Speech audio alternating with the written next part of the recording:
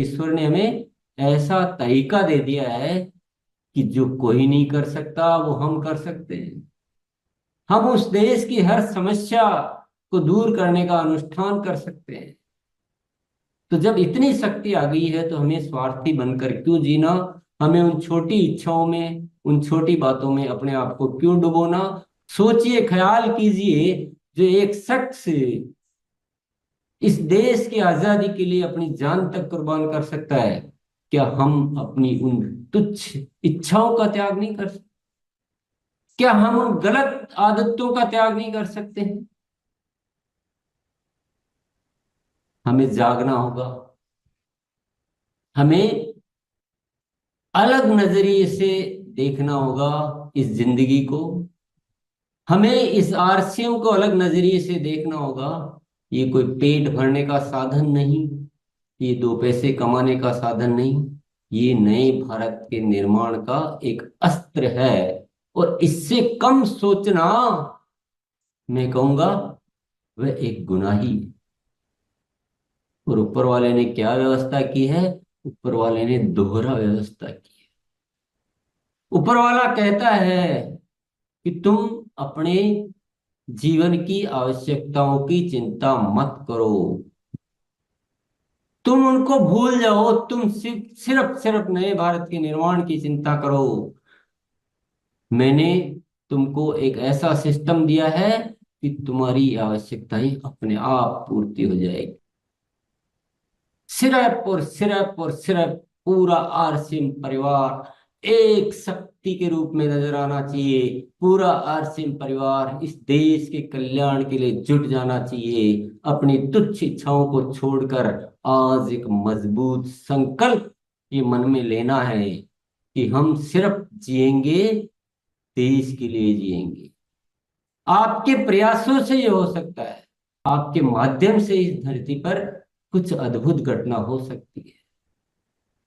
तो आपको वो भाव भरने पड़ेंगे। आपका आचरण, आपका व्यवहार, आपकी सोच, आपके प्लानिंग सब एक अलग होगी। आपके अंदर भाव अलग होंगे, आपके आवाज में बात अलग होगी। और आप, न तो आप कभी आलस आएगा, न कभी आपको लापरवाही आएगी, न कभी आपको अनुशासनहीनता आएगी, न कभी आपकी जुबान से ये निकलेगा कि मेरे से ये नहीं हो पाया, मैं ये नहीं कर सकता, मैं बोल नहीं सकता। ये सब कुछ खत्म हो जाएगा।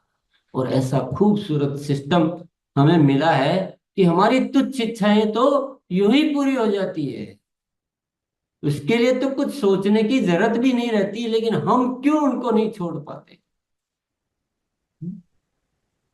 ये एक बहुत बड़ा चैलेंज है। आज हम सब साथियों का हृदय परिवर्तन नहीं होता है तो मेरा न बोलना सार्थक है, न आपका सुनना सार्थक है, न हमारा जीना सार्थक है। कुछ सार्थक नहीं है। और ये आजादी के पर्व की तो हम बात करने के लायक भी नहीं है। हमें भारत माता के जय बोलने के हम लायक नहीं। क्योंकि ऊपर वाला कहता है, तू क्या जय बोल रहा है? तू तो अपने पड़ोसी के भी बारे में नहीं सोच रहा है और तू भारत माता की जय बोल रहा है। थोड़ा अंदर तो झांक के देख गिराबान। ऐसी झूठी जय बोलने से कुछ नहीं होता है। रग रग में भारत माता होनी चाहिए, रग रग में। तो आज ये छोटा मोटा नहीं होना चाहिए, इतना बड़ा। पूरी जागृति पैदा करो आरसीएम परिवार में, चेताओ। पहले पहले ये ठीक करो, है ना। हम ऊपर ऊपर की चीजें ठीक करने में लगे हुए हैं, हमारा बेसिक ठीक नहीं करेंगे तो ऊपर से कुछ ठीक नहीं हो पाएगा।